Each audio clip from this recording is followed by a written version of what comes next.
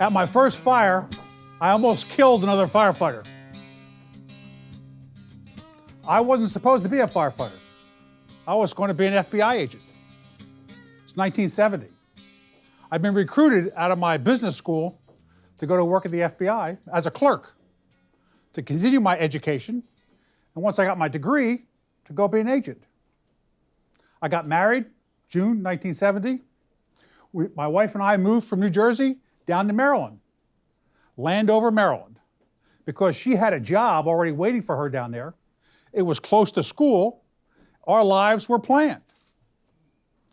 So when I got there, it was summertime. My wife had a job. I was waiting for school to start, and I had got caught up in a hiring freeze. So my actual start date with the FBI had been put back some. So one Saturday or Sunday, she sends me up the store to the grocery store. So I go up, buy some groceries. When I come out, my bag doesn't have anything that's going to go bad in it. Across the street is the Kentland Volunteer Fire Department. I have no idea why, but I just walked across the street. The doors were open. There wasn't any fire trucks there. There weren't any firefighters there. The only living thing there was the Dalmatian dog. Later on, I learned his name was Halligan. So I'm walking around for a couple minutes, carrying my grocery bag. Next thing you know, the fire trucks show up. All the firefighters have softball uniforms on. And they're getting off, and because they had been out playing softball. So they're young guys. I'm a young guy. I'm 20 years old. So we introduce ourselves to each other. They hand me a beer. They said, "Do you like to play softball?" I said, "I love to play softball." They said, "Come be a fireman." I said, "I can do that. Play softball, drink beer, be a fireman. I can do that." I joined on the spot. So I go back, tell my wife, "Hey, I joined the fire department, it's up the street. Well, you go to work, I can go hang out at the firehouse." So I did that a lot. I would go up there, hang out during the day. There weren't any people around, just watch TV. So I guess I'm at the firehouse for about a week or so. And this particular time, it's the middle of the week. And it's like a Wednesday or Thursday. It's about 2 o'clock in the afternoon. There's only 3 people in the firehouse.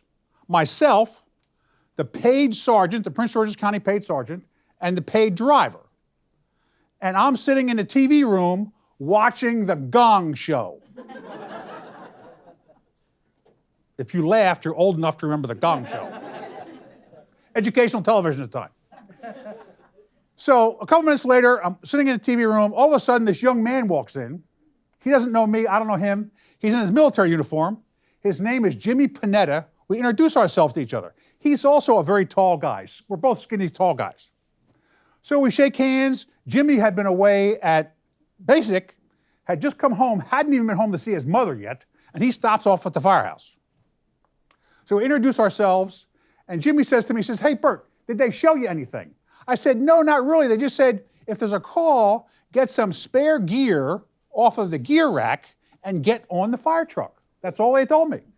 He says, "Well, come on out to the apparatus and I'll show you some stuff." I said, "Okay."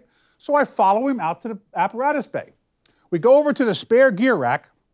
And he says, "When you come in to hang out at the firehouse, find yourself some gear, like a coat and a helmet and boots that fit you. Go try them on, make sure they fit, and then you can set them aside while you're here if you get a call." I said, "Okay, I can do that." So I'm trying all the shoes and the hats and the coat, so now I've got it all. I'm sitting next to the firehouse truck. And he says, "Okay, now I'm going to teach you how to be the layout man." I said, "Okay." So he takes me to the back of the fire truck, and he says, "Do you see this big bundle of hose right here with the rope wrapped around it?" I said, "Yep." He said, "That's what we call the layout section." And he says, "What's going to happen, you're going to be standing on the back step right near that bunch of hose. You're going to hang onto the bar and bend your knees while the fire truck's going down the street." He said, "What's going to happen, the officer is going to stop the fire truck. He's going to open the door and yell, 'Lay out.' And you step off the back step, you pull the rope and the hose, and somewhere near the back of the fire truck, you'll see a fire plug. And you pull the hose over to the fire plug, wrap it around, and then you yell, 'Go,' to the driver." He says, "That's what the layout man does." I said, "I got it. Back to the Gong Show we go." Now I'm a real trained firefighter. So we're both sitting in the room watching a gong show. Next thing you know, the siren goes off, the lights come on, it's noisy, everybody's running. We have something and we're going someplace. So the 4 firefighters are the paid driver, the paid sergeant, Jimmy Panetta up front, going to put on a breathing apparatus, and yours truly, Burt Clark, on the back step of the fire truck. This is our engine company. We turn left out of the firehouse, go 4 blocks, and turn right into my apartment complex.